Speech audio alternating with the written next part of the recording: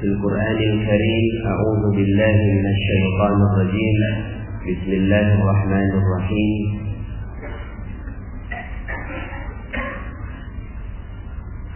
إنما أمره إذا أراد شيئا أن يقول له كن فيكون. وسبحان الذي بيده ملكوت كل شيء وإليه ترجعون. صدق الله العظيم وصدق رسوله النبي الكريم ونحن على ذلك من الشاهدين ولا حول ولا قوة إلا بالله العلي العظيم. Alhamdulillah, segala puji bagi Allah yang memberikan nikmatnya kepada kita semua sehingga di hari yang berkah ini Allah Subhanahu wa Ta'ala mudahkan kita, langkah kaki kita masuk ke masjid Allah Subhanahu wa Ta'ala. Semoga kehadiran kita di masjid ini menjadi kemuliaan, keberkahan, ketinggian, kejayaan dan hidayah dari Allah Subhanahu wa Ta'ala untuk diri kita, keluarga kita dan masyarakat kita. Amin, amin ya rabbal alamin. Salawat dan salam semoga tercurah dan terlimpah kepada junjungan kita Nabi besar Muhammad sallallahu alaihi wasallam beserta para keluarga, para sahabat dan para pengikutnya hingga yaumil akhir. Bapak Ibu hadirin wal hadirat rahimakumullah. Beberapa hari yang lalu saya baru sampai dari umrah plus Turki. Rencananya 12 hari. Kemudian ternyata ada perubahan jadwal yang dari 12 hari jadinya 11 hari. Beberapa jamaah tentunya merasa amat disayangkan, ya. Wah, sayang, kan harusnya 3 hari di Turki, ya. Jadinya cuma 2 hari. Tapi karena ilmu magnet rezeki, ya, ilmu magnet rezeki semuanya bagus, nggak ada yang nggak bagus, ya. Rahasia itu, husnudzan billah, ya. Apapun yang terjadi pasti adalah yang dipilihkan oleh Allah Subhanahu wa Ta'ala, dan yang dipilihkan itu adalah pasti yang terbaik. Dan ternyata 2 hari ini Istanbul kena badai salju. Kena badai salju, ya. Pas persis dimulainya di tanggal 6 dini hari, persis kami take off. Jadi persis kami take off dari bandara, ya. Kemudian sekarang ini terjadi badai salju. Seandainya memang jadwalnya 12 hari, maka saya tidak ada di sini. Ya, masih ada di Istanbul, ya, dan masuk ke hotel transit sebagaimana yang dialami oleh jamaah kami Mihrab Qalbi yang dipimpin oleh Ustaz Rosyidin. Dan pastinya itu juga yang terbaik buat jamaah beliau, betul? Ya. Jadi subhanallah, inilah Allah Subhanahu wa Ta'ala mengatur seluruh kehidupan kita dengan kehidupan yang terbaik. Termasuk SPNK naik 3 kali lipat. Betul ya? SPNK naik, TDL naik, BBM naik, insya Allah semuanya naik.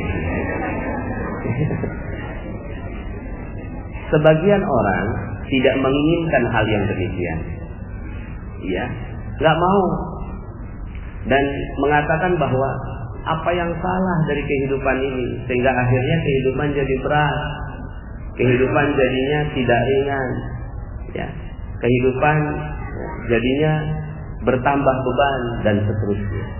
Tapi kalau kacamata kita adalah kacamata Allah Subhanahu wa Ta'ala, maka hati tenang aja, ya.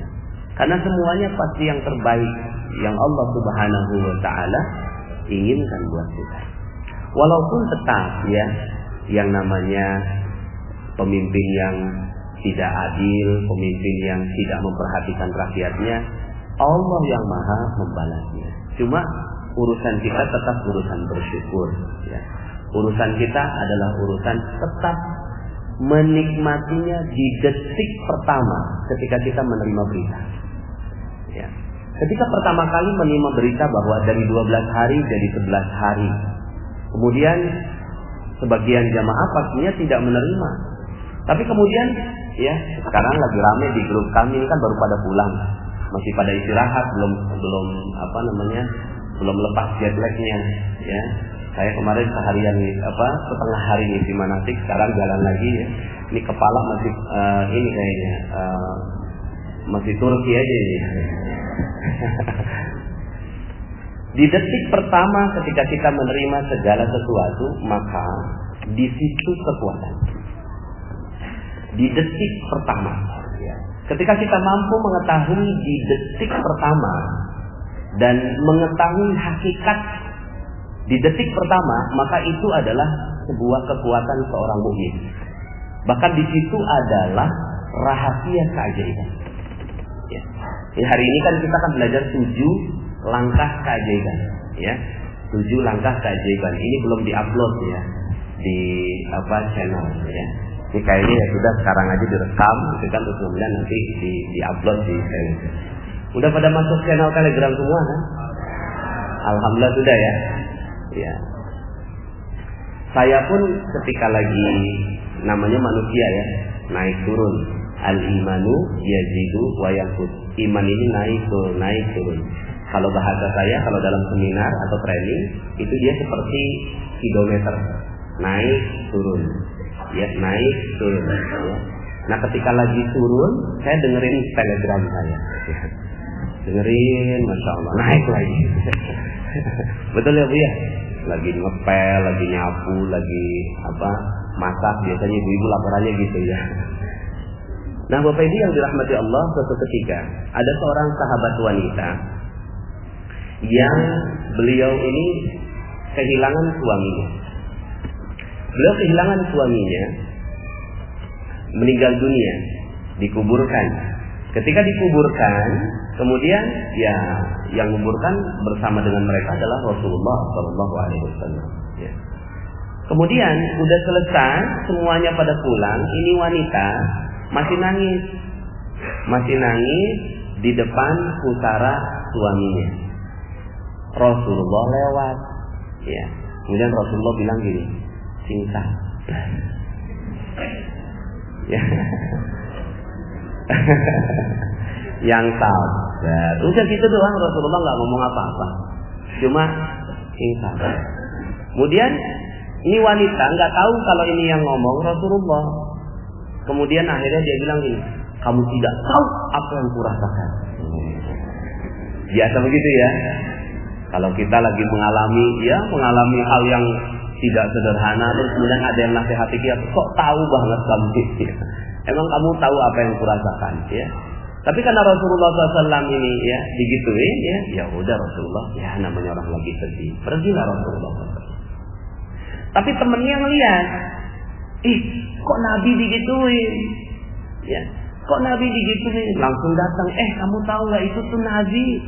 Astagfirullahaladzim, itu Nabi, Masya Allah. Yang dukanya langsung hilang sekejap ya, karena kecintaan mereka terhadap Rasulullah melebihi segalanya, maka sedihnya ya pas dibilang itu Nabi langsung hilang. Ya. Langsung lari ke rumahnya Rasulullah SAW minta maaf. Ya Rasulullah, saya minta maaf. Ya nggak apa-apa, kata Rasulullah. Cuma ada cumanya, ya keajaibannya sudah hilang. Padahal saat itu, ya Rasulullah lagi cinta. Yang sabar. Itu kan lisannya Rasulullah. Lisan Rasulullah kalau diterima, ya. Pas misalnya kalau dia tahu lah itu dari Rasulullah SAW yang sabar, kemudian diterima dengan baik, di situ ada keajaiban. Cuma dia nggak terima, ya kamu tidak tahu apa yang kurasakan. Ketika ditolak seperti ini, maka keajaiban yang besar langsung hilang. Ya. Keajaiban yang besar itu langsung hilang karena dia tolak. Nah pas dia tolak begitu, ya sudah nggak ada keajaiban. Ya. Makanya kata Rasulullah SAW setelah itu mengatakan as-sabru inda sotmatil ula. Sabar itu ditumbuhkan pertama. Ya, yang namanya sabar itu ya bukan ditumbuhkan pertama, bukan ditumbuhkan keberapa kesekian, tapi ditumbuhkan pertama ketika kita terjadi berita handphone hilang. Ya. Pas handphone hilang, aduh, gimana nih? Panik ya. Setelah itu ingat materi mana terus ya. Astagfirullah. Setelah sekian lama baru kemudian dia sadar ya. Ya nggak apa-apa sih, udah bagus, tapi keajaiban yang besarnya sudah hilang. Jadi kapan terjadinya keajaiban yang sangat-sangat besar itu kesempatannya? Itu bukan pertama. Pas handphone hilang, oke.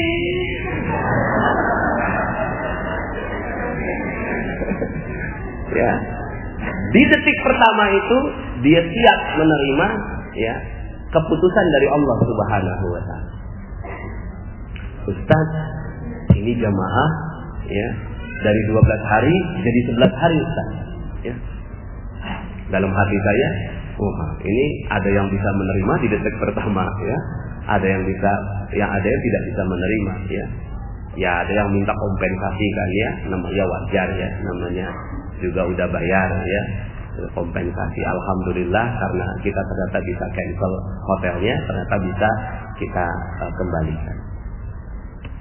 Nah, Bapak Ibu yang dirahmati Allah Subhanahu wa taala, pengetahuan tentang ini ternyata tidak sederhana.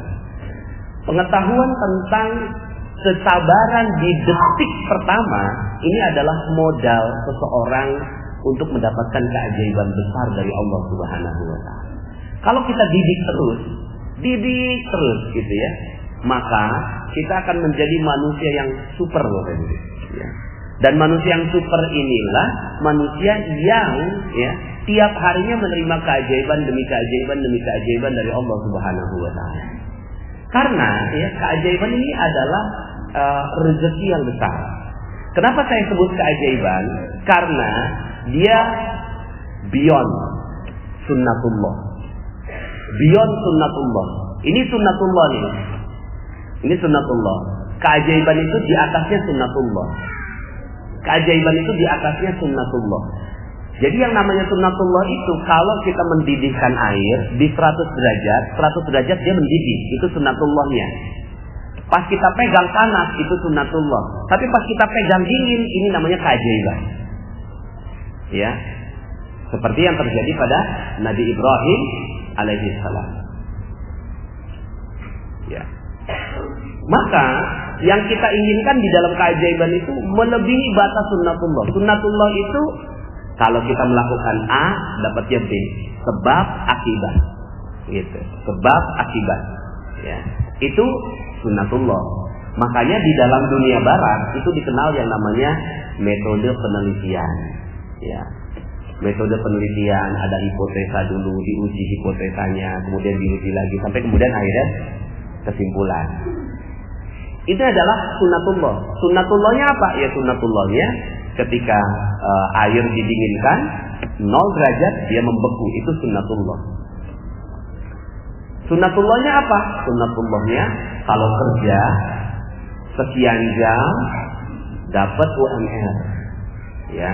UMR di Jakarta katakan 3,5 juta. Ini sunnatullah. Tapi ada seorang satpam ternyata ya, gajinya nggak 3,5, gajinya 15 juta. Dari jalan yang dia nggak paham, dari jalan yang tidak bisa dijelaskan secara logika. Nah kalau tidak bisa dijelaskan secara logika, ini yang namanya keajaiban. Kok bisa gitu?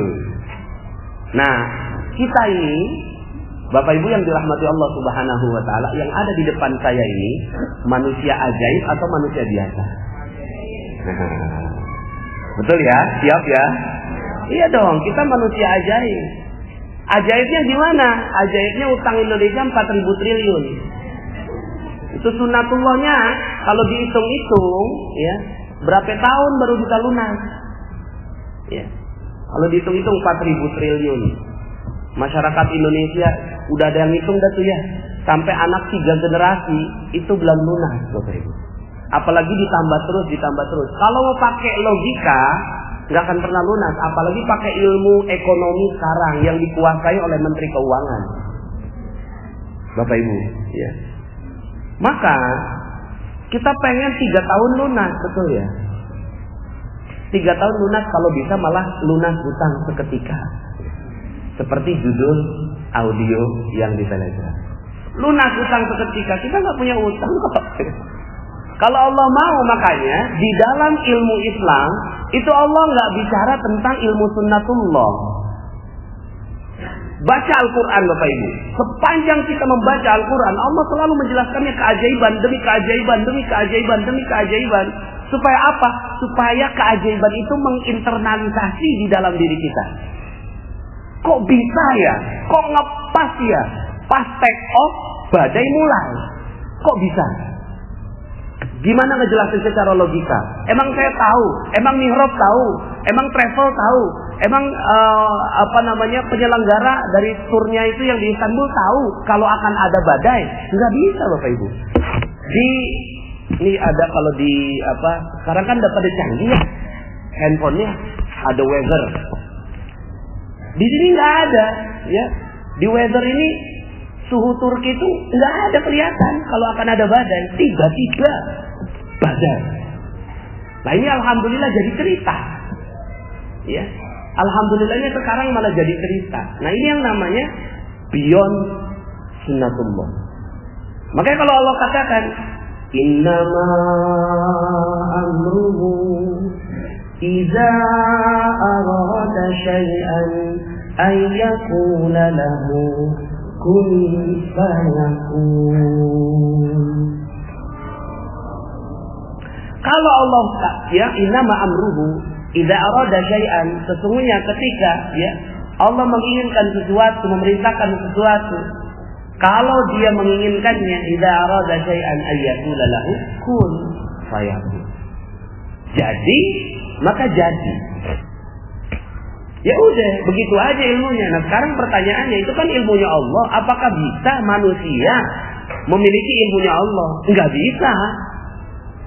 Cuma Allah berkenan memberikan ilmu itu, ya, berkenan memberikan keajaiban itu kepada siapa yang dia kehendakinya setelah dia melalui 7 prosesnya, 7 langkah yang mau kita proses, ya. Mau berproses Bapak Ibu? Nah, kalau kita mau maka ya, kalau seandainya ini Bapak Ibu yang dirahmati Allah Subhanahu wa taala, kita jalankan dengan baik, dahsyat. Tiap hari kita dapat keajaiban. Ajaib aja hidup kita. Kok bisa ya? Kok bisa ya? Ya. Seperti misalnya gini ya, sebenarnya kita nih hidup keajaiban itu udah setiap hari. Sampai sekarang nggak pernah tuh dipelajari secara, coba Bapak Ibu cari ilmu barat yang menerangkan tentang keajaiban. Nggak ada Bapak Ibu. Ya. Palingan akhirnya mereka mulai meraba-raba. Ada ilmu law of attraction, gitu ya. Hukum tarik menarik. Ya. Tapi ya sederhana sekali. Ya. Karena Islam ini lebih dahsyat. Nah, Bapak Ibu yang dirahmati Allah Subhanahu wa taala, ya. Maka ketika kita ingin hidup kita penuh keajaiban, maka ada 7 langkahnya. Ya. Ada 7 langkah yang membuat kita akhirnya hidupnya penuh keajaiban demi keajaiban dan keajaiban. Kalau udah ajaib, utang udah pasti lunas. Amin. Betul ya? Orang kalau yang hidupnya ajaib, utang udah pasti lunas, piutang udah pasti kebayar, proyek udah pasti jalan, ya. Dan ini nanti saya akan jelaskan dalam materi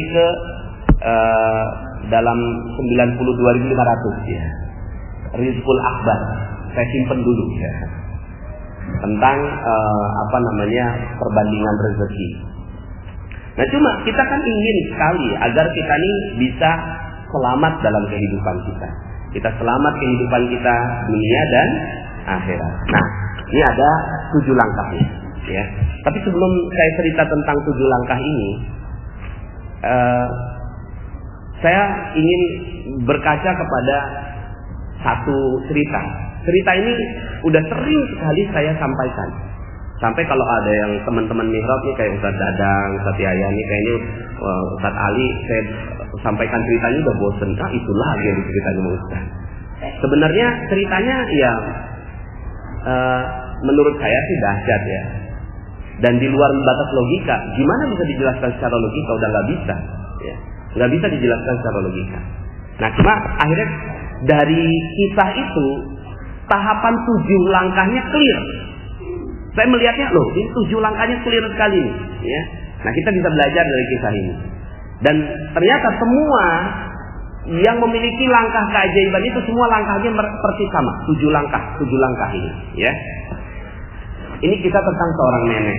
Kalau dalam materinya channel Telegram itu ada di materi detox rezeki. Ini nenek setiap harinya minta-minta, setiap hari minta-minta. Ya, saking profesional dalam meminta-minta, dia tahu lokasi basah dan lokasi kering dalam meminta-minta. Lokasi basah ternyata bukan hanya di perempatan, tapi ya kalau ada ustadz ceramah tentang sedekah, itu basah. Gimana nggak basah ya?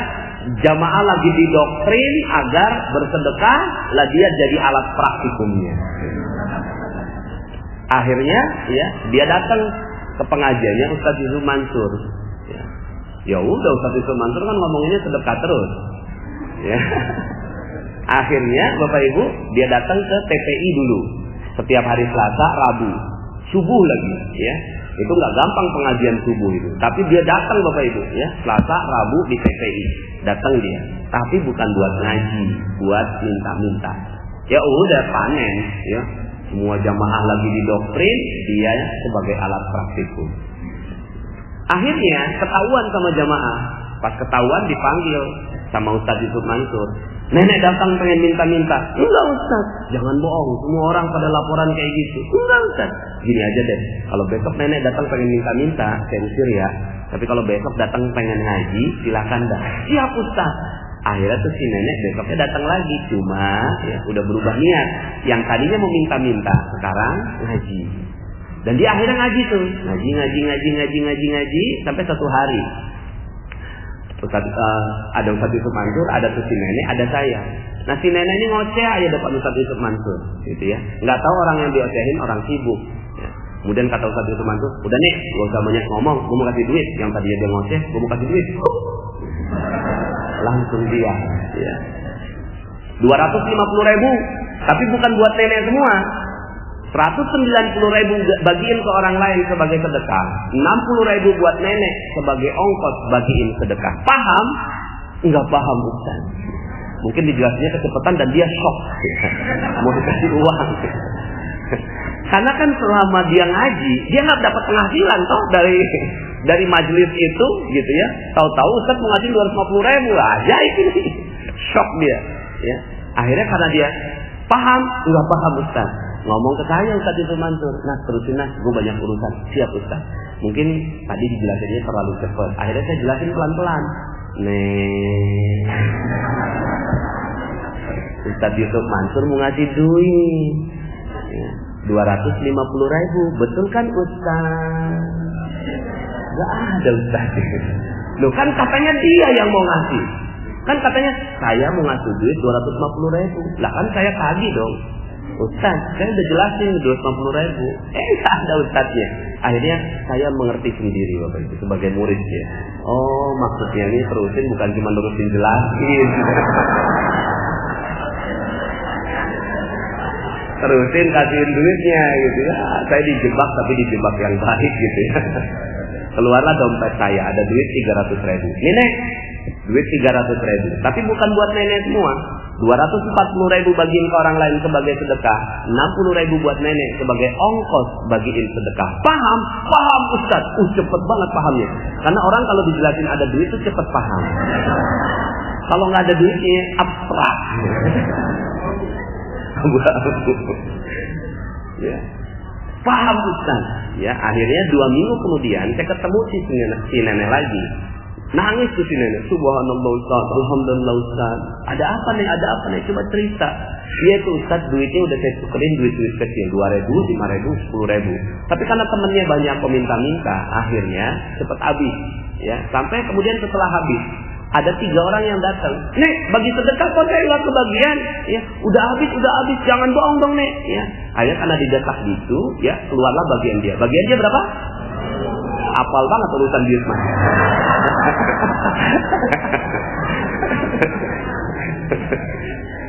Enggak ya, bercanda ya. Keluar 10.000, bagi 3 ya, udah habis ya. Bagi 3 akhirnya ya udah selesai. Pagi harinya dia melakukan seperti itu, malam harinya lewat depan sebuah rumah namanya Ibu Hajah Maryam ya. Dipanggil ke si nenek, "Nek, sini Nek. Ada apa Bu Haji?" Enggak tahu nih. Beberapa bulan ini, lihat kalimatnya. Beberapa bulan ini saya terus keingetan nenek. Alhamdulillah tadi pagi saya udah daftarin nenek pergi umroh. Alhamdulillah. 10.000 pergi umroh. Di Nimrod Kolbi itu cuma uang parkir. Ya, 10.000. Tapi ini subhanallah, sekarang pertanyaannya Bapak Ibu, ini masuk logika atau masuk keajaiban? Itu maksud saya. Ini beyond sunnatullah namanya. Yang namanya sunnatullah, orang mau pergi umroh, bagaimana caranya? Ngumpulin uang, ya kan? Kemudian doa, terus kemudian masukin ke rekening, pelan-pelan dikumpulin, bekerja keras, ya terus sampai akhirnya uangnya cukup. Berapa sih uangnya pergi? 25 juta. Oh ya udah, kalau dia ngumpulin 1 juta tiap bulan, 25 bulan dia pergi. Ini namanya sunnatullah. Tapi kalau di luar sunnatullah, ini namanya keajaiban. Dan Islam adalah agama yang di atas sunnatullah. Jadi kalau seandainya ya, Masya Allah nih, agama ini dijalankan dengan baik, kira-kira Indonesia jadi negara maju dalam 3 tahun, 5 tahun, siap nggak Bapak Ibu? Bisa nggak kira-kira? Kalau Allah mau bisa, makanya nggak usah bicara tentang hal yang mustahil, bicara tentang invasi, ya Inggris waktu itu, ya Bung Tomo, ya udah yang diajak adalah bakul-bakul nasi, ya. Kemudian pekerja-pekerja kasar, buru-buru, ya tukang-tukang beca, ayo semuanya bangkit. Dia nggak ngajak orang-orang yang nggak paham keajaiban. Ya, dia ajak orang-orang rakyat biasa yang mau menerima keajaiban dan benar-benar keajaiban. Ya. Gimana bisa bambu runcing ngelawan? Ya. Inggris yang saat itu benar-benar jadi negara adidaya. Nah, Bapak Ibu yang dirahmati Allah, kita belajar dari sejarah si nenek itu.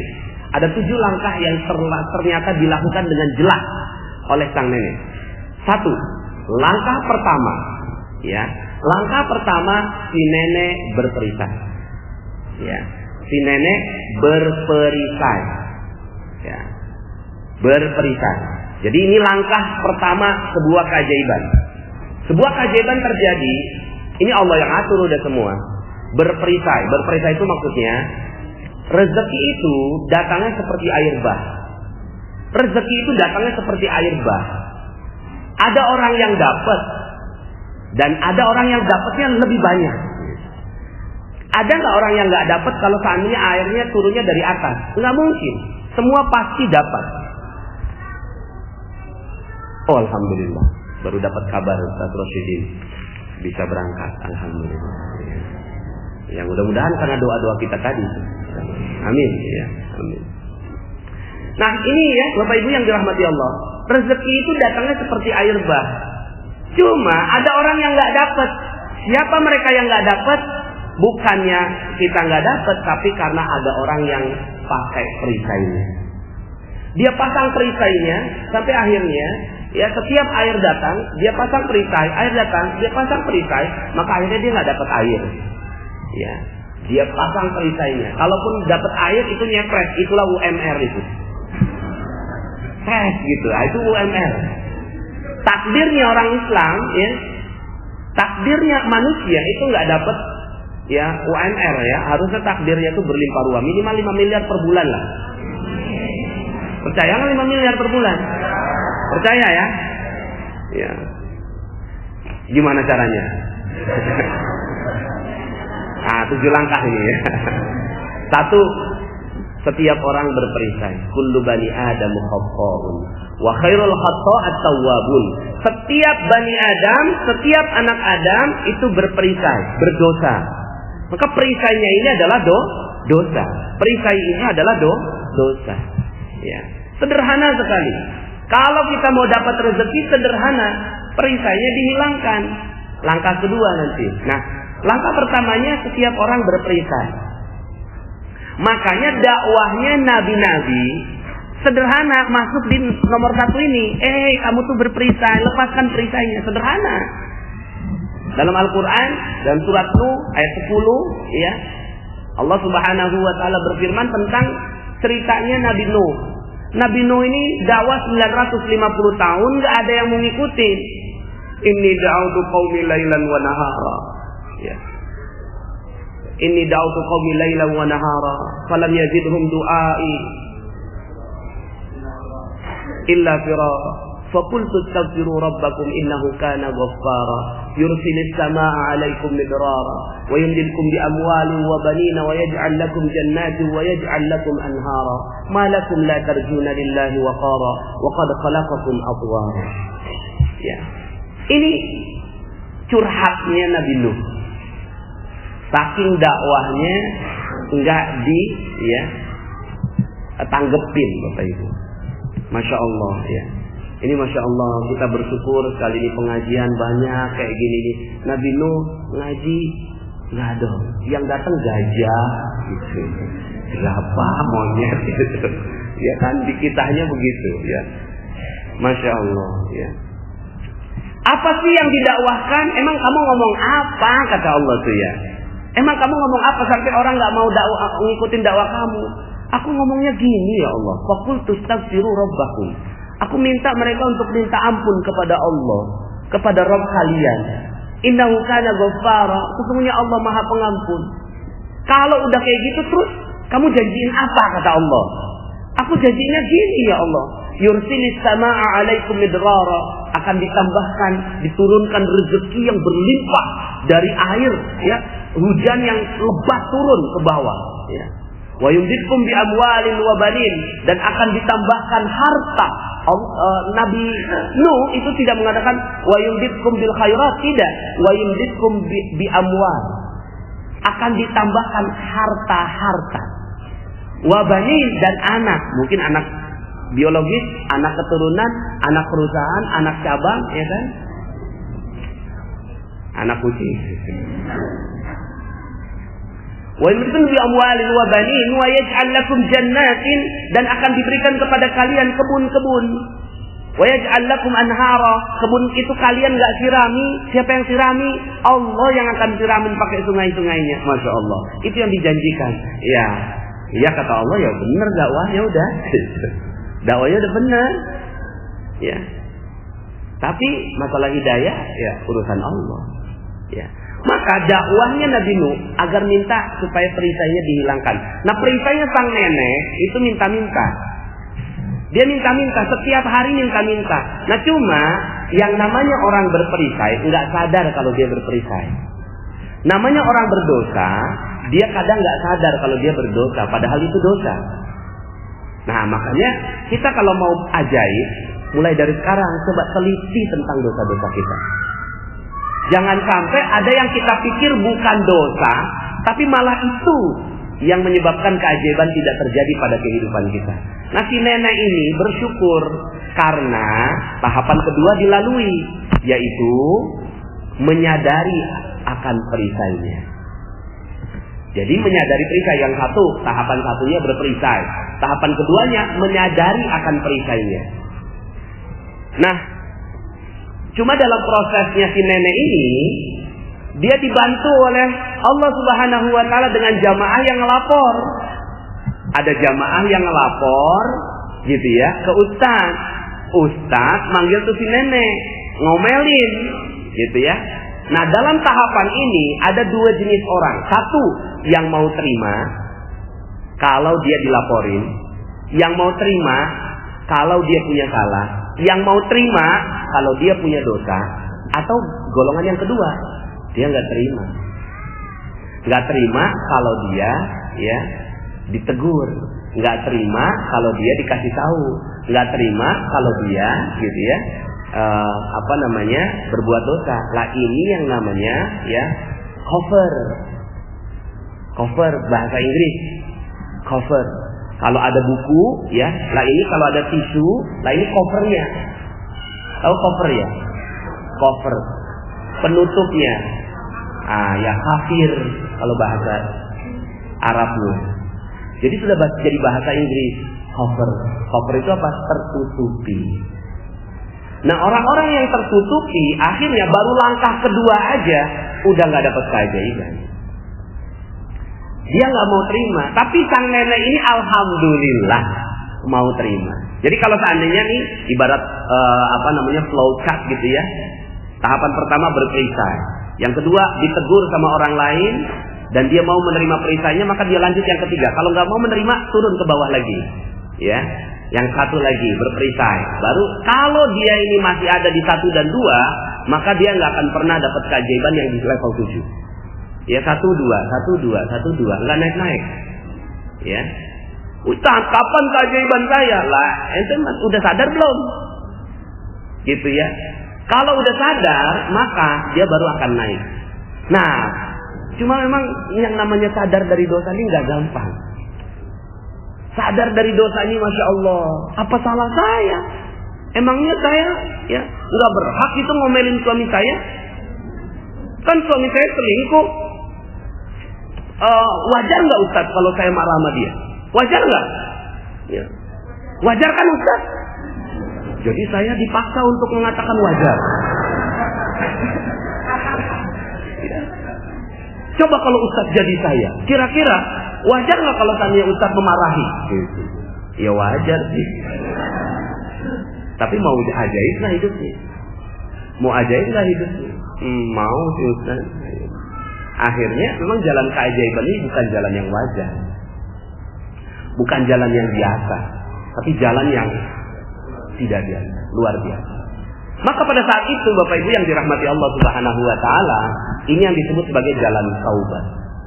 Dan di langkah yang kedua ini banyak orang yang tidak berhasil. Banyak yang gak berhasil. Ya, Abu Jahal, Abu Lahab, ya, ini adalah orang-orang yang gak berhasil. Dikasih tahu, yang ngasih tahu siapa? Keponakannya. Akhlaknya bagaimana keponakannya itu? Akhlaknya mulia sekali, dipercaya. Gelarnya apa? Al-Amin. Dikatakan bahwa ada la ilaha illallah. Mau percaya nggak? Nggak percaya. Akhirnya apa terjadi? Baru langkah kedua aja udah nggak terjadi keajaiban. Tapi ada orang-orang seperti Umar bin Khattab radhiyallahu anhu yang sadarnya itu, ya, setelah didoakan oleh Rasulullah sallallahu alaihi wasallam. Baru kemudian akhirnya dia sadar ketika membaca surat Toha. Ya.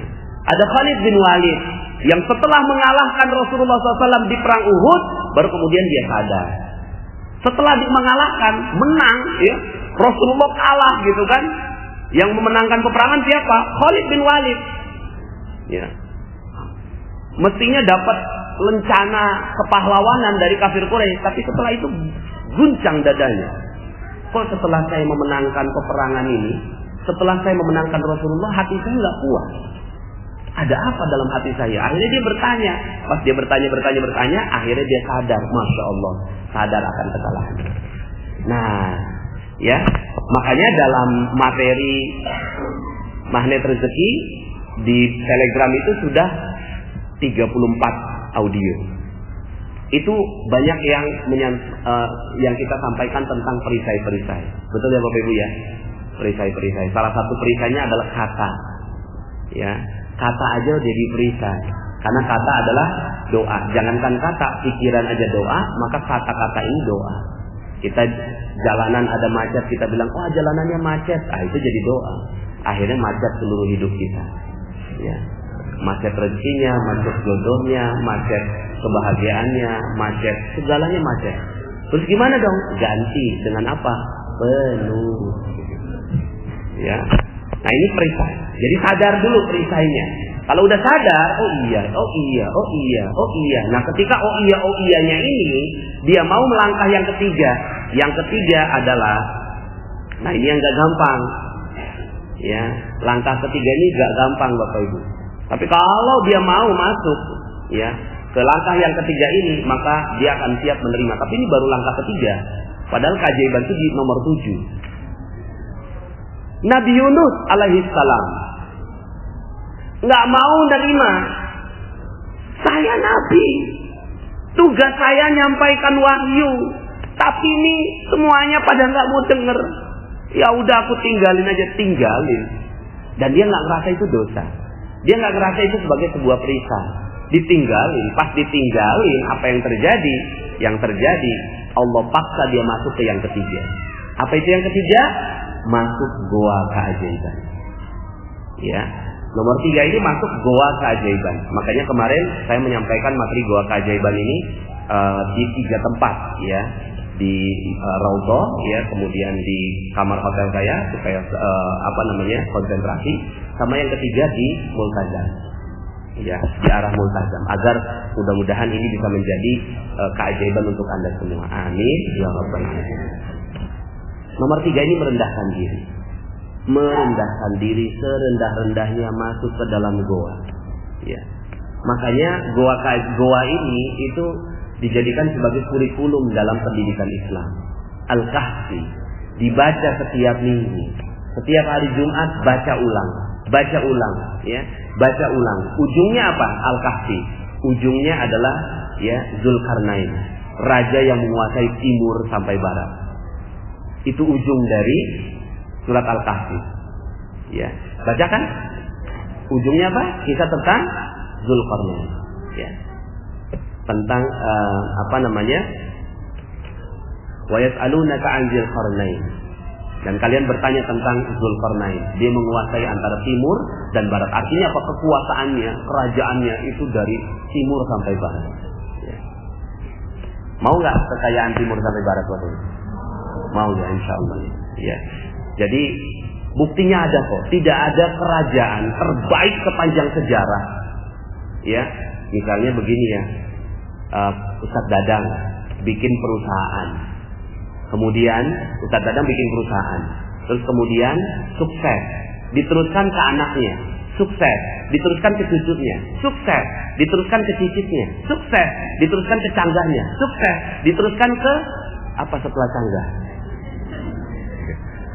Terus sampai 36 generasi. Perusahaannya berkembang dan menguasai seluruh dunia. Kira-kira Ustadz Dadang hebat nggak? Hebat apa super hebat?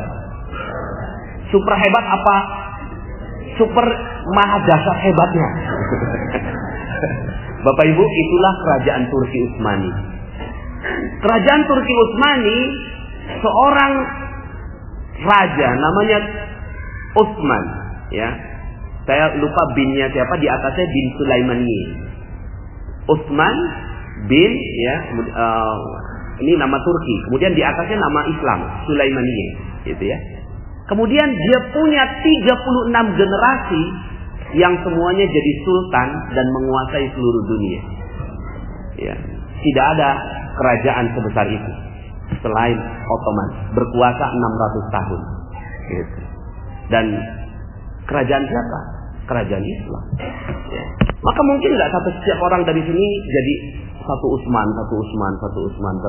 Mungkin nggak Bapak Ibu? Mungkin. Yang penting kita mau merendahkan diri. Kuncinya masuk ke dalam goa. Kuncinya nomor 3, masuk ke dalam goa. Nah, si nenek ini goanya apa? Goanya ngaji.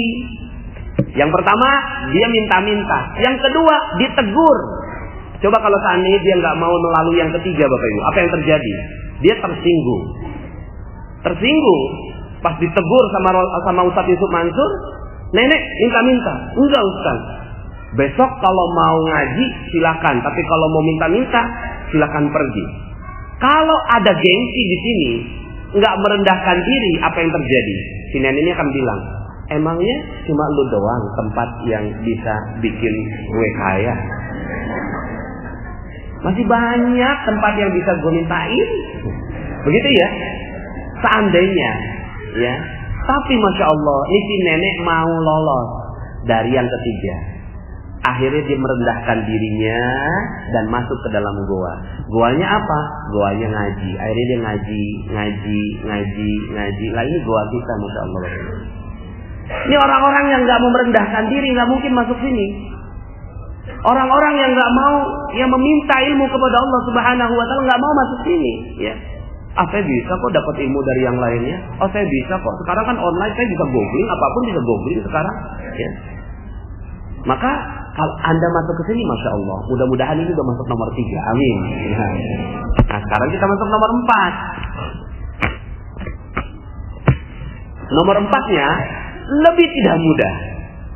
Setelah udah masuk rendah diri, ya, rendah hati. Jadi pertama tuh rendah hati dulu. Rendah hati dulu.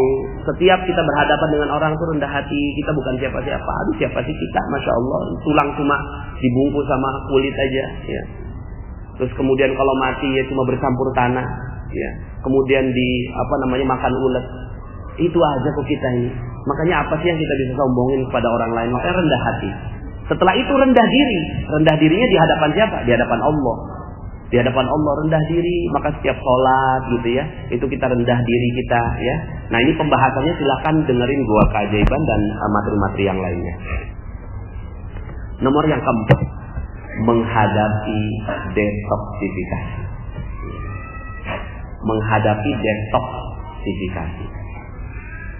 Si nenek itu apa iya setelah dia ngaji terus kemudian merasa nyaman, Bapak Ibu? Enggak. Gimana nyaman? Rezekinya hilang. Rezekinya hilang pada saat itu. Yang biasanya dia dapat katakanlah ratusan ribu dari pengajian itu, tiba-tiba karena dia mau menuruti ustaz, ya, dia duduk di sana ngaji, ya, pedih itu pasti. Betul nggak? Jadi bukan dikata ringan, ya, jangan dikata ringan, pedih itu, ya Allah ngeliatin orang, aduh, itu sebenarnya tuh ya mungkin bisa lah dia 50.000, yang ini 20.000 kayaknya. Tapi dia nggak bisa minta, ya. Nah, kita sama semuanya. Ketika kita mengalami hal yang mungkin kita punya banyak utang, si utang nggak kebayar, proyek nggak berjalan dengan baik, kemudian kok ya hidup nggak harmonis, suami istri, keluarga, ya, bermasalah dengan tetangga, ya, terus kemudian pekerjaan kita nggak selesai-selesai, dipecat dari perusahaan. Coba lihat, mungkin ada perisai kita. Setelah itu, ya, minta ampun kepada Allah, sadari perisainya. Yang ketiga, masuk ke dalam goa, terus aja masuk dalam goa aja terus, ya. Lalu setelah itu di dalam goa, ya, apakah langsung selesai? Tidak, ya. Di dalam goa itu nggak dapat rezeki. Siap nggak dapat rezeki? Halo? Siap ya? Detoksifikasi, ya, detoksifikasi, ya.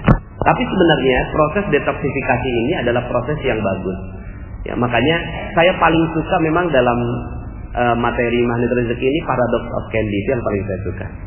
Ya, Paradox of Candy ini adalah keanehan kita bersikap terhadap bungkus permen atau permennya. Kalau saya punya, ya mungkin ada yang belum dengar. Kalau ada saya punya di kantong celana saya permen, kantong celana nih ya. Pas saya udah agak lengket-lengket gitu pas keluar, loh kok nggak ada bungkusnya? Ya. Saya kasih, ada yang mau terima? Nggak mau terima. Ya, padahal saya ikhlas loh. Ya. Tapi saya pas ngelihat ke kiri, ya, ngerogoh ke kantong kiri, loh kok masih ada, dan masih ada bungkusnya. Pas saya buka, loh masih ada bungkusnya nih, ya. Ada yang mau nggak? Kira-kira mau? Permen masih ada bungkusnya? Mau. Pas makan di depan saya, persis di depan saya, bungkusnya diapain? Dibuang. Saya tersinggung lah. Saya sebagai pembeli permen tersinggung dong, ya. Kan tadi saya kasih, ya, tanpa bungkus.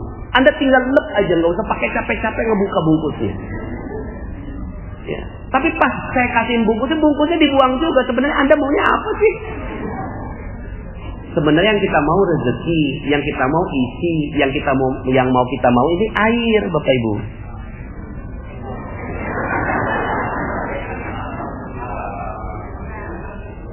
Alhamdulillah. Tapi apakah mungkin Ustadz Dadang ngasih saya, Ustadz perlu minum? Iya. Coba dongakan mulutnya. Apa mungkin seperti itu? Nggak mungkin. Maka Ustadz Dadang kasihin tempat yang bagus. Sudahlah pakai ini lagi. Nggak butuh saja. Nggak butuh ya. Cuma kayaknya kok bagus ya.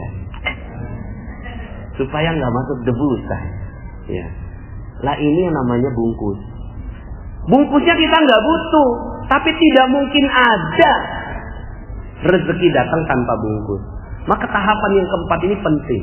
Tahapan keempat adalah menikmati detoksifikasinya, menikmati bungkus-bungkus rezekinya. Handphone hilang di kesempatan pertama. Oke.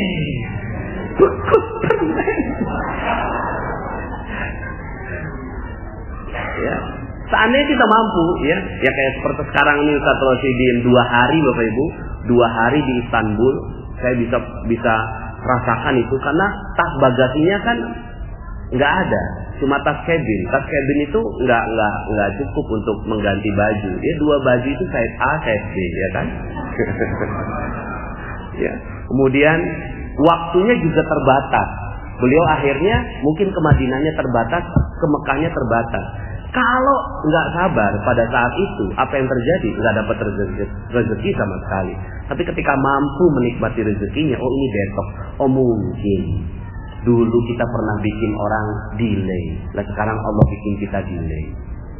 Oh mungkin ya dulu saya pernah bikin orang tertahan uangnya sama kita, lah sekarang Allah bikin kita tertahan. Oke deh, saya terima apapun yang Allah inginkan untuk saya. Kalau ini yang terjadi, maka sudah. Jadi nikmati aja detoxnya. Jadi Indonesia ini lagi ngalami detox Bapak Ibu, ya, lagi ngalami detox. Subhanallah, ya. Ya. Al-Maidah 21. Wah, itu detox itu, Masya Allah. Detoxnya indah sekali. Kalau ada yang mampu menikmati detox ini, termasuk STNK naik 3 kali lipat, itu detox. Ya. Nah si ibu ini, ya, si nenek ini, detoxnya apa? Detoxnya adalah dia nggak dapat rezeki pada saat dia dalam gua. Maka siap-siap, kalau kita mau dapetin keajaiban, masuk gua dan nggak dapat rezeki. Mungkin saat itu dihina orang.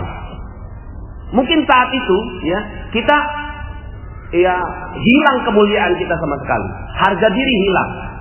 Mobil mungkin harus dijual. Rumah mungkin harus dijual. Istri mungkin dipulangkan ke rumah orang tuanya.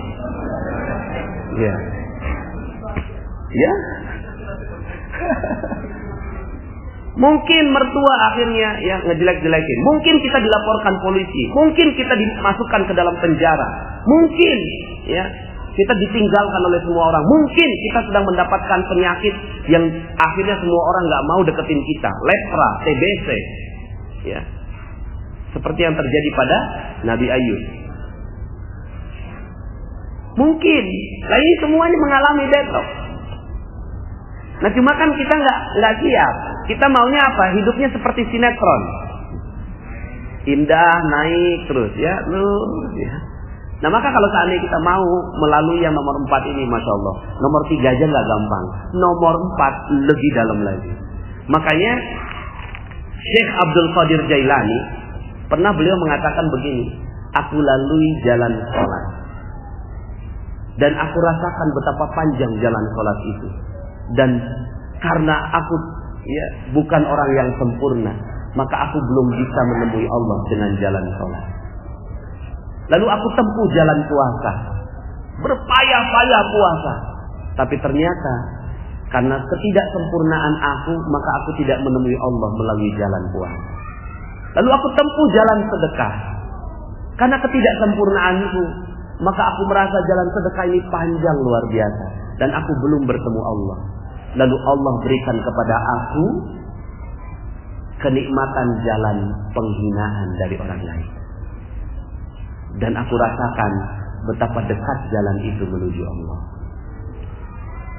Dia dihina orang, dibilang orang gila. Ya. Dan ya udah hina. Seperti juga dalam kisah tentang seorang sufi wanita yang sangat-sangat terkenal, namanya Rabi'ah Al-Adawiyah. Hina sekali, rendah sekali. Tapi kemudian dalam kehinaannya itu dia berinteraksi dengan Allah Subhanahu wa Ta'ala. Rasulullah SAW ya, dihina 3,5 tahun masuk goa. Setelah masuk goa keluar ya dihina selama 13 tahun. Dan ini adalah proses detoxnya. Detox untuk mendapatkan keajaiban.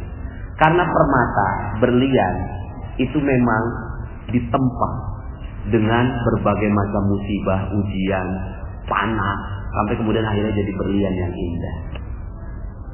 Tapi struktur kimianya antara pensil ya, tengah-tengahnya itu ada karbonnya. Pensil kalau dipatahin gampang nggak Bapak Ibu? Kira-kira satu tangan bisa patahin? Coba sekarang patahin berlian Bapak Ibu. Bisa patahin berlian? Nggak bisa, karena berlian telah melalui proses detoksnya. Sementara karbon dia tidak melalui proses detoks. Ya. Nah sekarang pertanyaannya, Anda mau jadi orang yang seperti apa? Jenis karbon atau jenis diamond? Diamond insyaallah. Nomor 5, ya. Nomor 5 nih. Nomor 5 diberi isi permen tapi isi yang kecil gitu. Diberi ujian.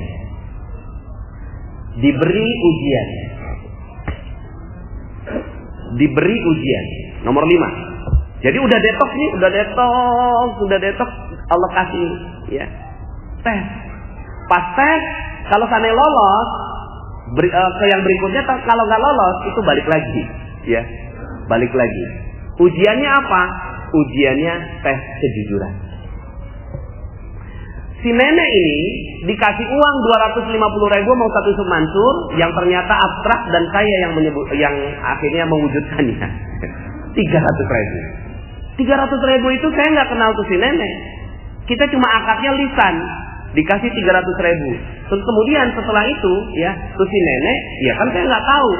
Maka interaksi dia dengan Allah Subhanahu Wa Taala ini adalah ujian buat dia. Ujiannya apa? Ujiannya apakah dia mau mengasih ke orang lain atau diambil sendiri semuanya. Kalau diambil sendiri semuanya, siapa yang tahu? Saya ngelihat nggak? Enggak. Tapi Allah ngelihat. Ya. Tapi si nenek ini berhasil. Dia lolos ujian. Dan lolos ujian ini, masya Allah. Ya. Orang yang tadinya berharap banget, setiap hari mungkin dia dapat 50.000. Terus kemudian kompensasi, ya 10 kali ikut pengajian 50.000 dikali 10, 500.000. Nah Ustaz kasih 300.000. Ya udah sekalian aja buat saya semua, ini kan bagian saya. Ya, hitungannya kan bagian saya 500.000. Tapi karena dia amanah, nah ini amanah. Jadi amanah. Maka Bapak Ibu nanti Allah akan kasih ujian pelan-pelan. Ada ujian kecil yang kita mampu untuk jujur seluruhnya. Jujurnya itu 100%.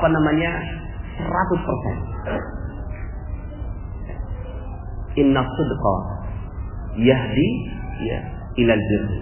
Sesungguhnya kejujuran itu mengajak kepada kebaikan. Wa innal birra yahdi ilal jannah. Sesungguhnya kebaikan ini mengarahkan kepada surga. Nah, Bapak Ibu yang dirahmati Allah, maka nomor 5 ini enggak sederhana. Nomor 5 ini kita akan menghadapi mungkin proyek yang akhirnya kita pas lagi mau ngerjain, tiba-tiba susu anak harus diprioritaskan. Terus kemudian kita bilang mungkin ada yang bisa kita ambil sedikit, orang kan nggak lihat, ya. Terus kemudian kita kasih ke susu anak. Maka langsung tuh yang tadinya nomor 5 balik lagi ke nomor 1. Ya. Yang tadi udah mau dapat keajaiban nih, nomor 5 nih, ya. Balik lagi ke nomor 1. Gitu. Terus kemudian mungkin pas kita jalan nemuin dompet. Subhanallah, dompet. Pas dibuka isinya persis nilai yang kita butuhkan. Terus kemudian kita lihat KTP-nya. Dalam hati, siapa tahu nih dia mau ngasih hadiah buat saya. Maka datang deh ke rumah orangnya. Ini udah jujur bukan?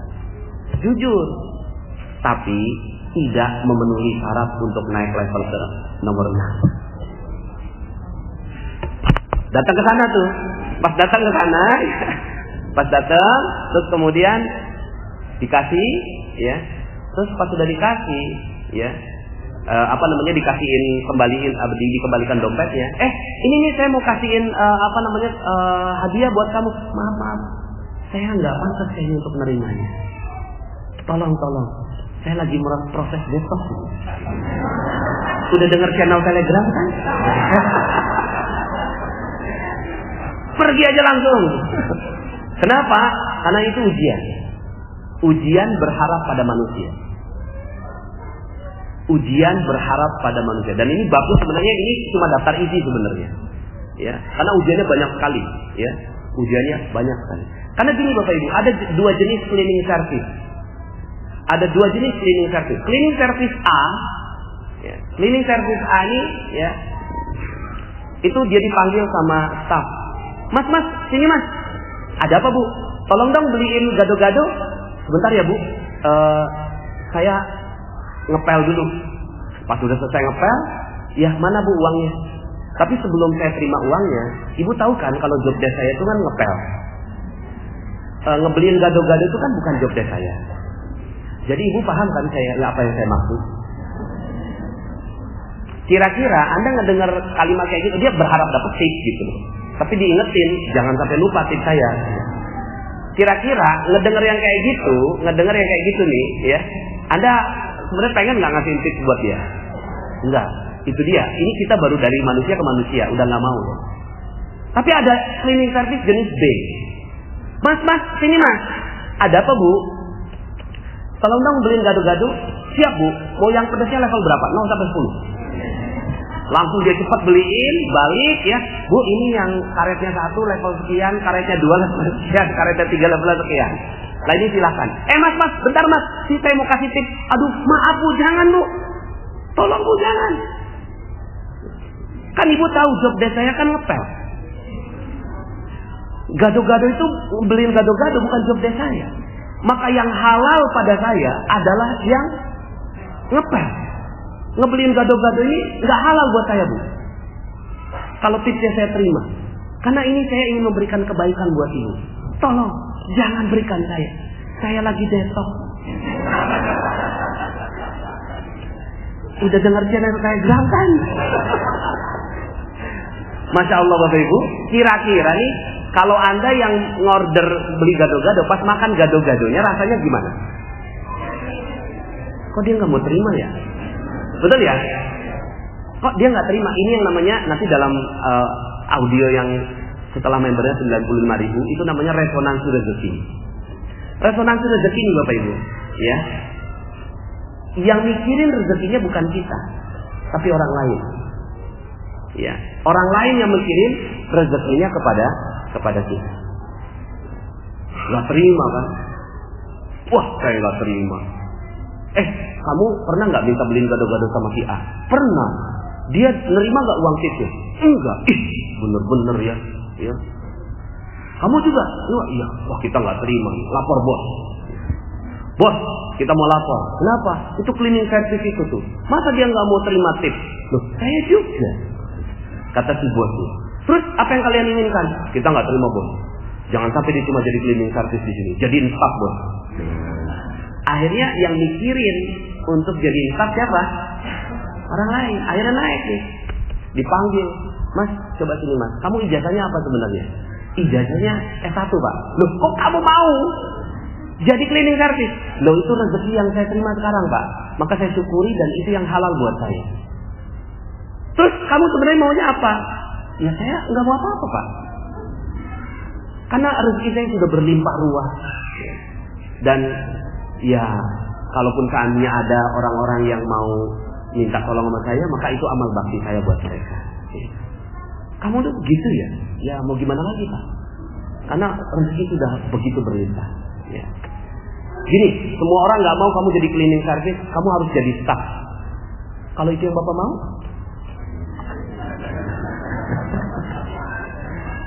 Akhirnya ini naik lagi, dan ini bukan kisah rekaan Bapak Ibu. Ini kisahnya Pak Hotman Zat Arifin almarhum. Beliau adalah seorang yang jadi cleaning service di Citibank dan menjadi vice president di perusahaan yang sama. Ternyata ketika ditanya rahasianya, dia melalui level 5 berhasil gitu ya, dan level 6 berhasil. Level 6-nya apa? Level 6-nya ya, dia memuliakan dan membahagiakan orang lain. Nomor 6 ini terumbu karang. Nomor 6 ini terumbu karang. Jadi ya kalau ada yang sudah pernah mendengarkan materi terumbu karang juga materi favorit saya. Ya, terumbu karang adalah materi favorit saya. Jadi Allah titip rezeki. Ya, Allah titip rezeki kepada hewan, Allah titip rezekinya. Ya, nggak mungkin Allah kasih rezeki langsung kepada jerapah di pucuk-pucuk pohon, kepada monyet di pohon pisang, kepada ikan di terumbu karang. Maka kalau ditanya, hei ikan, di mana rezeki kamu? Di mana Allah titip rezeki kamu? Langsung dia jawab, di terumbu karang. Gitu. Hei jerapah, di mana rezeki kamu dititip sama Allah? Di pucuk-pucuk pohon. Ya. Kemudian kira-kira nih, coba ajak si ikan. Hei ikan, yuk kita hancurkan. Ya, terumbu karang. Ya nggak mau. Itu kan rezeki saya. Akhirnya memang tidak ada ikan yang menghancurkan terumbu karang, jerapah yang menghancurkan pucuk pohon, ya, nggak ada yang mau. Tapi, ya, manusia ketika ditanya, saya sebelum menyampaikan materi ini saya survei dulu ke banyak masjid, ke banyak orang yang saya tanya, kira-kira menurut kamu di mana dititip rezeki manusia? Nggak ada yang bisa jawab loh. Di mana dititip rezeki manusia? Nggak ada yang bisa jawab. Ada yang jawabnya di mana-mana, saking di mana-mananya nggak fokus, nggak dapat.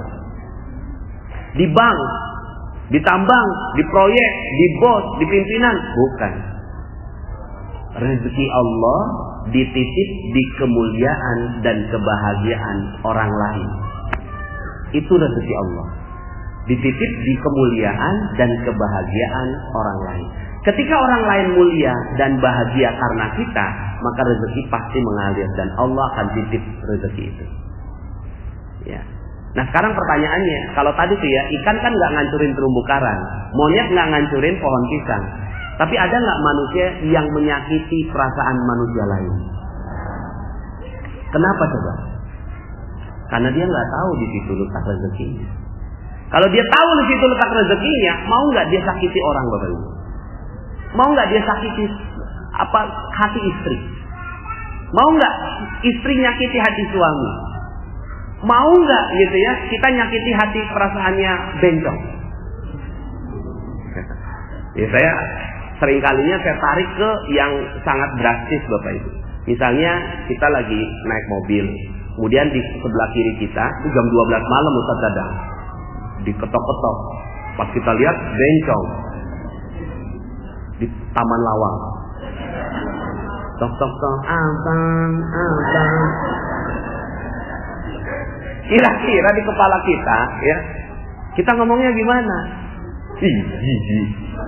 Ya, ahli neraka, kaumnya Nabi Lut. Ya. Itu lagi merah tuh lampunya.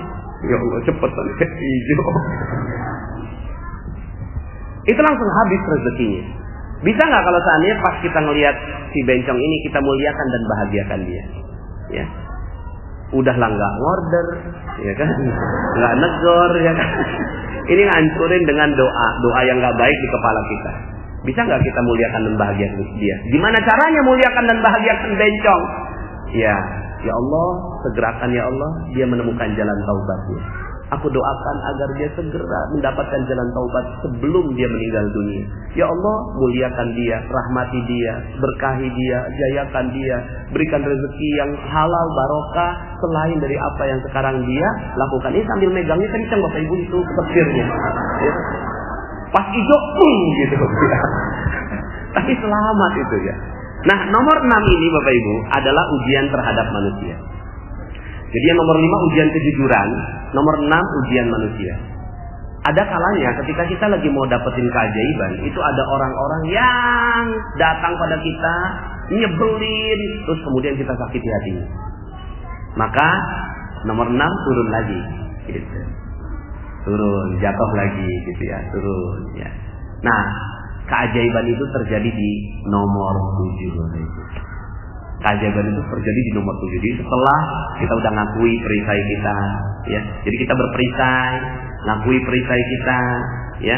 Kemudian mengalami ya, merendahkan diri, masuk ke dalam goa, menghadapi detoksnya dan kita nikmati detoks itu dengan baik, ya.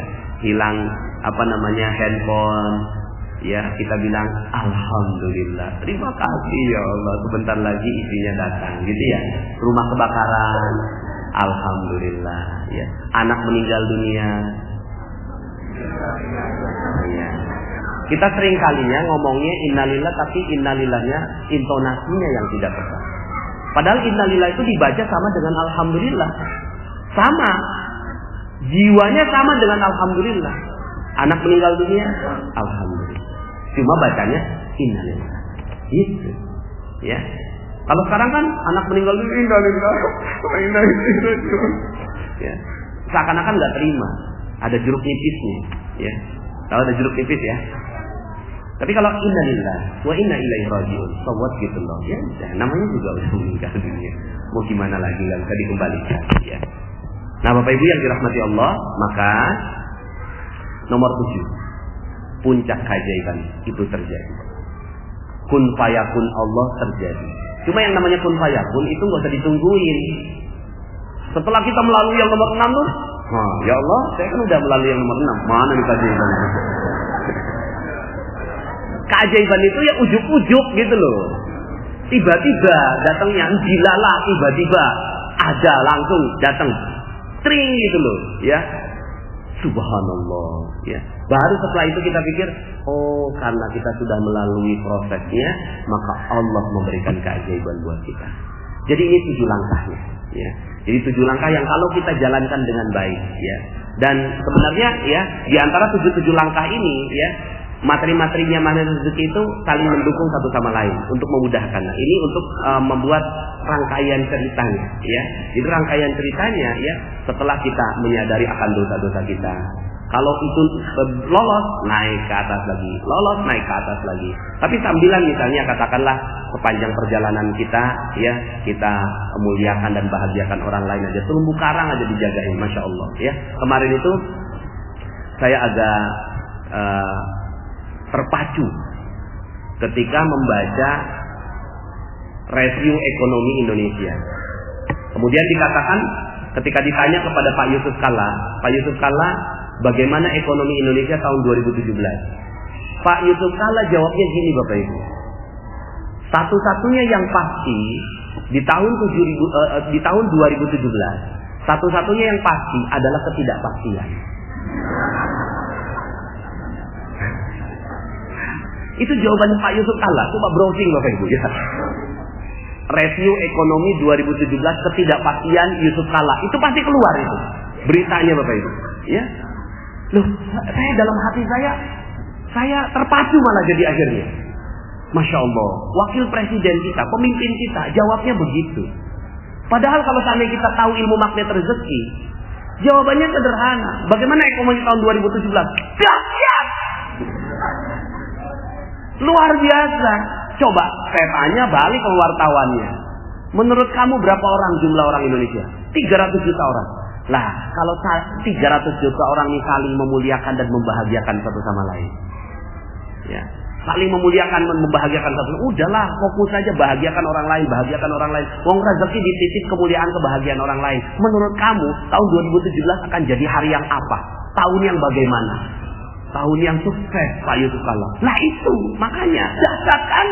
Ya. Kalau saya yang menghayal, saya yang ditanya sama wartawan. Amin ya Rabbal alamin. Nah, Bapak Ibu yang dirahmati Allah, sebelum kita tanya kepada ekonomi Indonesia, tanya ekonomi kita sekarang. Pertanyaannya, bagaimana ekonomi kita di tahun 2017? Udah tahu ilmunya, ya, bahagia. Uang bangkrut aja bagus, kan bungkus permen, ya kan? Ya, suami diambil orang,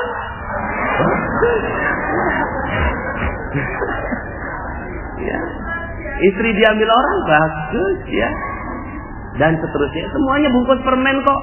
Hal-hal yang nggak enak di seluruh kehidupan kita cuma bungkus permen, di baliknya ada isinya.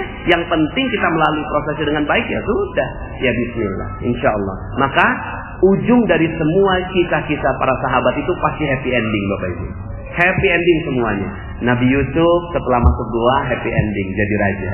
Ya, Nabi Musa setelah melalui Firaun di belah lautan muncul negara Palestina, ya. Kemudian Nabi Yunus setelah ditelan di dalam laut, kemudian setelah paus, kemudian beliau berdakwah kembali, ya. Rasulullah SAW, ya, ini adalah kabar positifnya, ya. Umat Islam menyebar di seluruh dunia. Cuma ada satu nabi, Bapak Ibu, yang happy endingnya itu ditahan, ya. Nabi Isa alaihissalam. Nabi Isa alaihissalam itu belum happy ending, Bapak Ibu, ya. Kenapa? Karena Allah angkat beliau. Wa ma qataluhu wa ma salabuhu walakin subbiha lahum. Dia tidak dibunuh, tidak disalib, ya, tapi dia disamarkan dengan wajah orang yang di sekitarnya, lalu kemudian dia disalib. Allah mengangkat Nabi Isa, sekarang masih ada beliau di sisi Allah Subhanahu wa taala. Happy endingnya kapan? Nanti di ujung zaman beliau diturunkan lagi. Intinya, ya, sekarang goanya lama sekali Nabi Isa ini.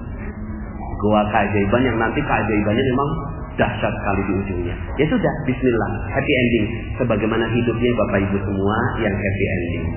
Amin ya rabbal alamin. Baik, mungkin ada waktu kurang lebih 10 menit, ya. Kalau ada yang ingin ditanyakan, falyatafadhal masykuran.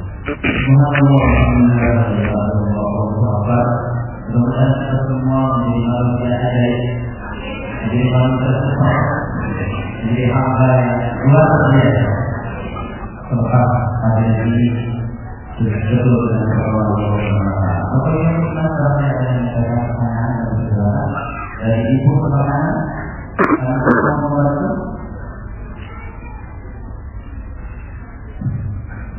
Udah belum? Ada muncul ya?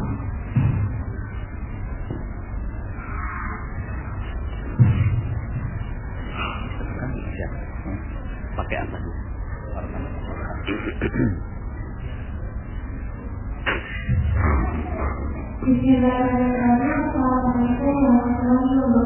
Waalaikumsalam warahmatullah. Sebelumnya, saya ditanyakan, adakah laki-laki itu suatu kebaikan, misalnya singkong. Nah, itu gimana caranya kita memperbaikinya? Kadang-kadang kita berbaikinya mau ingkar sama Allah. Tapi kalau dibandingnya itu juga jadi pembaikannya. Takutnya kan itu namanya ya. Nah, itu gimana cara kita memperbaiki dan kita supaya amalan singkong tadi jadi pahala di wilayah pahala. Supaya masalahnya itu Assalamualaikum.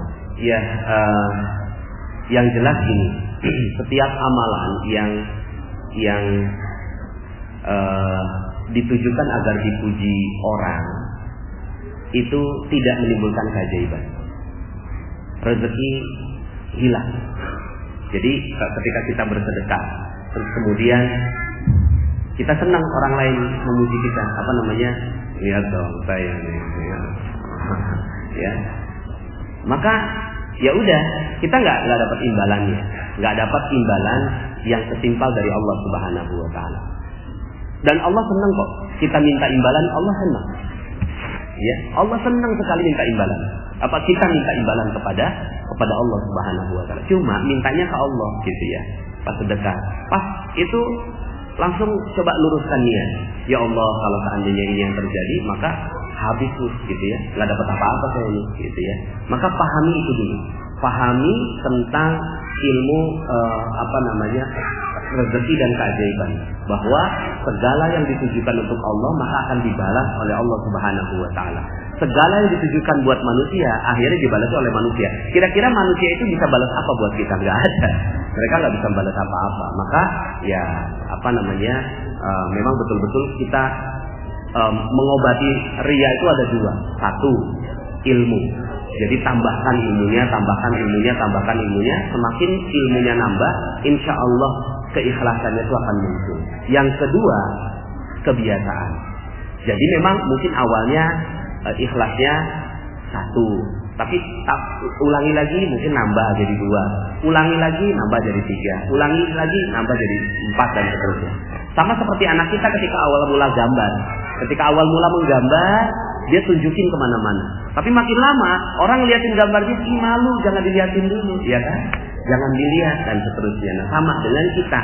Awalnya mungkin keikhlasannya cuma satu, tapi makin lama makin naik. Jadi dua, satu ilmu, yang kedua pembiasaan. Itu aja, gitu ya. Nggak ada yang lain.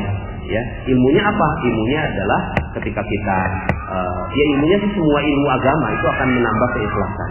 Semua ilmu agama, ya, akan menambah keikhlasan. Ya, tinggal kita pahami bahwa dia ada orang yang bilang gini, Ustaz, saya pondok kenapa males ya, gitu ya. Saya jawabnya gini, terusin aja malesnya. Terusin aja malesnya. Palingan cuma dampaknya aja nanti hidup kamunya nggak akan pernah ada keajaiban, rezeki kamu seret gitu kan, habis ditipu orang gitu. Saya ituin gitu ya. Oh gitu ya Ustaz. Ya udah makanya jangan malas gitu. Akhirnya karena kita nggak tahu dampaknya, kenapa kita sedekah? Iya, karena kita nggak tahu dampaknya. Coba tahu dampaknya. Ketika tahu dampaknya, masya Allah, ya. Ketika kita tahu dampaknya, maka kita nggak mau. Makanya itu ilmu, ya. Tambahin lagi ilmunya mudah-mudahan dengan materi mana rezeki bertambahlah keilmuan kita kepada Allah Subhanahu Wa Taala.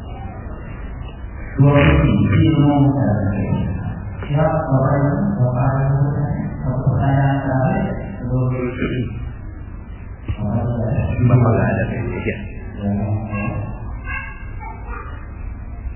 Setelah ini kita akan mengikhwan dan juga menjelaskan kesempatan dari Allah yang cukup kali sama Allah. Nanti di akhir nanti Allah. Waalaikumsalam warahmatullahi wabarakatuh.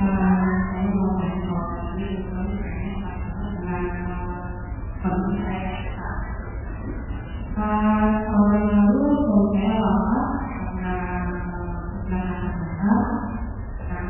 saya alhamdulillah ikhlas ya, semuanya saya lakukan nanti harus saya tanya saya ini dalam perjalanan dan berapa menurut Allah saya dua Ya, baik.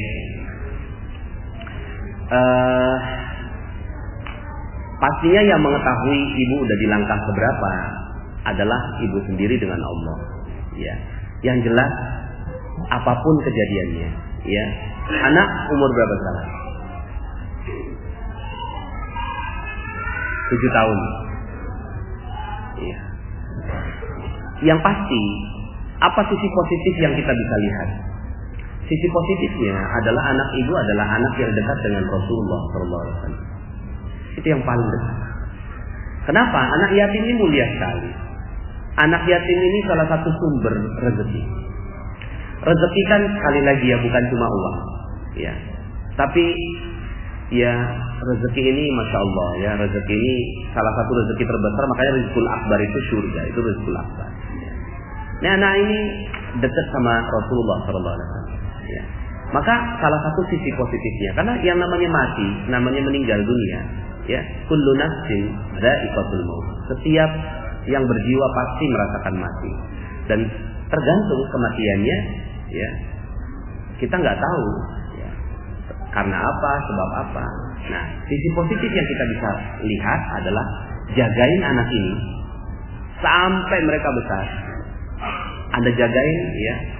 Tergantung Anda menjaganya sendiri atau kalau ada jodoh lain, ya. Maka Allah berikan yang terbaik buat Anda, ya. Yang jelas anaknya, fokusnya ke anaknya. Anaknya ini jagain.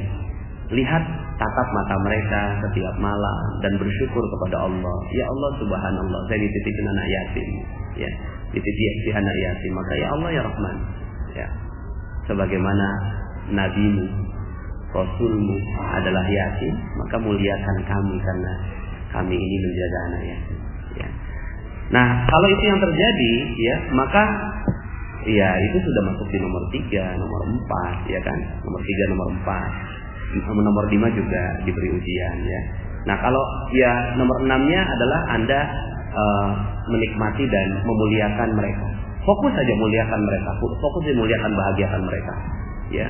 Ini adalah amal soleh yang Allah Subhanahu Wa Taala titipkan untuk Anda. Setiap orang punya amal soleh berbeda-beda.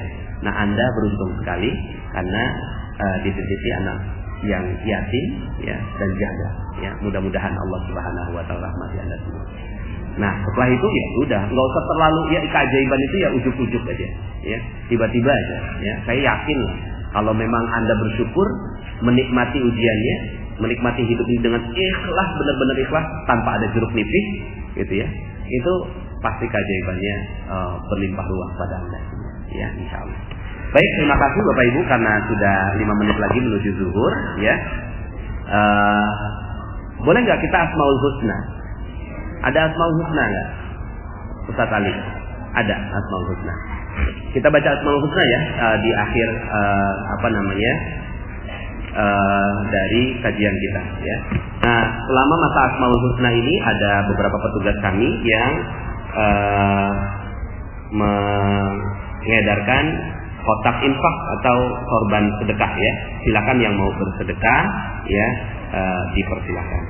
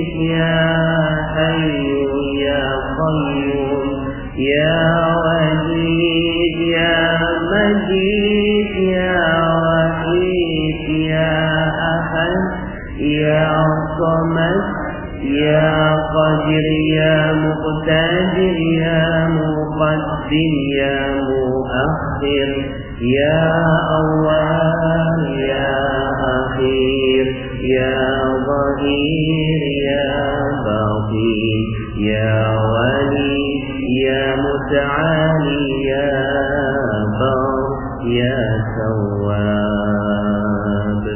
يا منتقم يا عفو يا رؤوف يا مالك الملك يا ذو الجلال